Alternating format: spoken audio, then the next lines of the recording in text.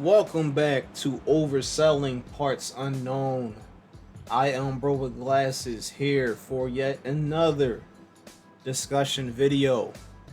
And today we are going to be talking about the 24/7 title, why it has been a failure over these past 3 years, and how I would have booked it to have at least some meaning in its existence. Like always, I have to preface my video by saying that I am not a wrestling journalist. I do not have inside sources. I do not know anyone in the business personally. These are just the opinions of a man sitting in front of a microphone with nothing better to do. So, if you're not down with that, then I have two words for you. Stay tuned. I would also like to start plugging the fact that Overselling Parts Unknown is also on two other platforms. We are not just on YouTube, we are also on Odyssey and Rumble as well, which are always linked in the description of every video I post. Now make sure you follow me on those two platforms as well, because I will start doing exclusive videos. Okay, I want you guys to be on the lookout for Match Review Monday, watching matches from all promotions all throughout the years and just having a good time looking through history at some of the best and more likely the worst matches, and we can just have a fun time just getting a laugh or being entertained. Now, the 24/7 Green Giant with a side of cream corn title, this belt sucks, was created on May 20th of 2019. Like any prestigious belt that you have ever seen, it was pulled out of a bag by Mick Foley, who I guess is the hardcore legend, so they had him come out and introduce the 24/7 title. I'm going to explain why that makes no sense in a little bit. This title, which is one of the ugliest titles this company has ever produced, has one gimmick and one gimmick only. It is to be defended all day, every day, whenever and wherever. As long as you have a WWE official referee by your side to count the 3 pin, you can become the 24/7 champion. I find this funny because imagine if you're a wrestler and you see the champion in the middle of like Central Park. That means you have to drag a referee from what he's doing to come deal with your petty bullshit so you can win this belt. If I'm a referee and you ask me to come to some bumblefuck nowhere to win this belt, I'm like, nah, bro, go find somebody else. I'm a grown man with shit to do. Peace out. One of the things that I want to talk about here is when this belt was first created, of course, you had the people who will defend WWE to the death. Y'all know who I'm talking about. Saying the usual terms and dribble that they spit when people don't like something that WWE does. Why are you complaining? Give it a chance. Let's see how it plays out. It's just like the hardcore title back in the Attitude Era. You guys liked it back then. Why you hate it now? I find it blasphemous to even compare a piece of shit like 24/7 title to, I would dare say, a legendary title such as the Hardcore Championship. So the Hardcore Championship was introduced on November 2nd of 1998. Okay, Vince McMahon gave it to Mankind as a gift, and from that point it was defended, all right, in real matches on TV and pay-per-view. By the way, the 24/7 rule wasn't even implemented until January of 2000 when Crash Holly won the belt, which was over a year since the belt had been introduced.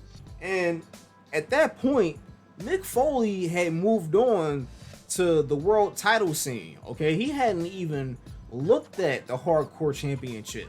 I don't know why they brought out Mick Foley to introduce this belt, because I think he held it like once, the Hardcore title. He might have held it like once or twice. That's it. After that, he never looked at it again. How many pay-per-view matches has the 24/7 title had? 0. None. Zilch. Nothing. It doesn't exist, and it never will. They've had matches on Monday Night Raw, main event, and how long do these matches go? They go 1 minute. They go 2 minutes. And if it's a good night, they might even go 3 minutes.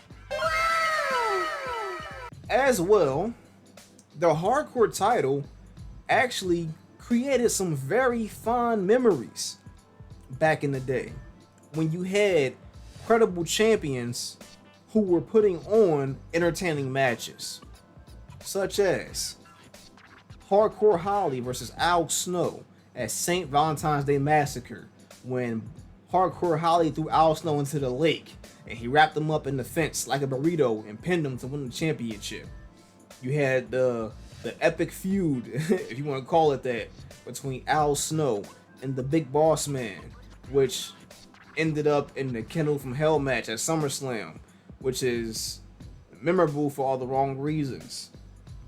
You had Steve Blackman versus Shane McMahon at SummerSlam, when Shane McMahon took that crazy ass, 50-foot drop. WrestleMania 17, Raven, Kane, and Big Show, where Raven went through the glass window. You had Undertaker versus Robert Van Dam for the Hardcore title at Vengeance 01 that same year. RVD versus Jeff Hardy at the Invasion pay-per-view that same year. Go back at that list of people who held the belt, who were either mid-card or upper mid-card and will go on to be future world champions. And you want to compare that to people like Akira Tozawa and R-Truth and Drew Gulak and Reginald, who on a weekly basis fight over this piece of shit. What benefits do you gain from winning the 24/7 title? There are none. If you lose it, you can win it right back. And if you win it, what do you get? A 3-minute match on Raw where the fucking banana parade comes out and chases you around the arena, and you just do it all over again week after week after week with no progression. And I don't know why people, and this is something else, they have on those nostalgia glasses that they won't take off, and anything that just vaguely reminds them of the Attitude Era, they immediately have to attach themselves to that. Y'all remember when John Moxley was in the company, and he was Dean Ambrose, and he was like the wacky character, and he stole the ambulance, and you had the geeks. Oh, this is just like Stone Cold Steve Austin. It's like, no, stop. Not everything has to be some sort of reference or throwback, or this wrestler doesn't have to be this future version of this guy from a previous era. Just let people do their own thing. Not everything has to be compared to how it was back then. So yes, this title sucks as it has long overstayed its welcome. And as of today, which is September 1st, as I'm recording this, the 24/7 belt is still active. But I expect the belt to be quietly deactivated, if that's the word you want to use for it, or just, silently just never mentioned again. So now that I am done taking a shit on the 24/7 title, I want to talk about how I would have booked it. Now, some of you guys might say, well, how do you take a title, something so gimmicky like this, and make it worthwhile? Well, I do have one idea, okay? What I would have done is, from the jump, if you're going to have the mid-card or lower tier guys fight for this belt, I would keep the 24/7 rule. I would also implement the rule that if anybody wins the belt and they can hold it for a 30-day period, they can trade in the belt for a mid-card title shot. So I'm talking about the IC title or the US title. All right, you have to win the belt and not get pinned and not lose it for a 30-day period. And even after that point, you still have to hold the belt until your title shot comes up and you hand the 24/7 title to the referee saying, here it is. Now I want my IC title shot or my US title shot. That's how you do it. You make it the bounty belt. Okay? So anybody who wins it becomes the wanted man. You know, all eyes on him.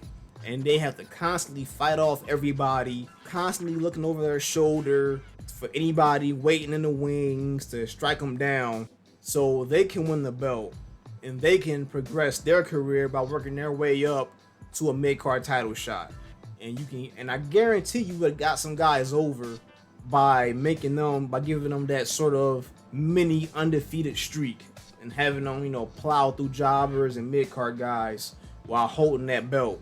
That's how I would have booked it. And honestly, that's the only way that I could think of. If you guys have a different booking scenario, please let me know. That's all I got to talk about. I'm out of here, and I'll see y'all, man.